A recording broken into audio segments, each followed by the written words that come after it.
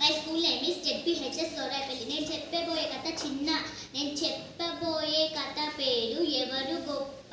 ఒక నది తీర ప్రాంతంలో రైతు పొలంలో వేప చెట్టు మామిడి చెట్టు పక్క పక్కనే మొలిచాయి. అది గమనించిన రైతు, నేను మామిడి చెట్టుని పెంచుతాను. రోజు మామిడి చెట్టుకి నీళ్లు పోసేవాడు. వేప చెట్టుకి పోసేవాడే కాదు, అది మామిడి చెట్టుకి వేప చెట్టు చులకనగా అయిపోయింది. కొన్ని రోజుల తర్వాత మామిడి చెట్టు వేప చెట్టు పెద్దగా అయ్యాయి. వాళ్ళు రోజు వాదించుకునేవారు. అయితే మామిడి చెట్టు అనేది అందరికంటే ఉత్తమ చెట్టుని నేను అని మామిడి చెట్టు అనేది. వేప చెట్టు అందరికంటే ఉత్తమ చెట్టుని నేను, అందరికీ నేనే వైద్యాలన్నీ పంపిస్తాను. అయితే మామిడి చెట్టు కొబ్బరి చెట్టుని అడిగింది.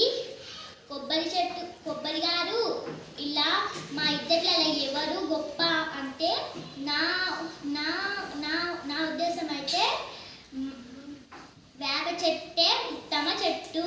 అయితే కొబ్బరి చెట్టు గారు అబద్ధం చెప్తున్నారు, నేనే ఉత్తమ చెట్టుని. అయితే కొన్ని రోజుల తర్వాత అవిటికి మంచి పండ్లని కాసాయి. మామిడి చెట్టుకేమో తీయటి మామిడికాయలు కాసాయి. వేప చెట్టుకేమో చేదు పళ్ళని కాసాయి.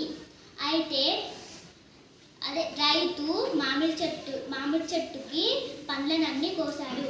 వేప చెట్టు అన్నది, నా పండ్లని కొయ్యవా నువ్వు? నా పండ్లు అందరికీ వైద్యానికి అందిస్తాయి. అయితే రైతు అన్నాడు, నేను నీ పండ్లని కొయ్యను.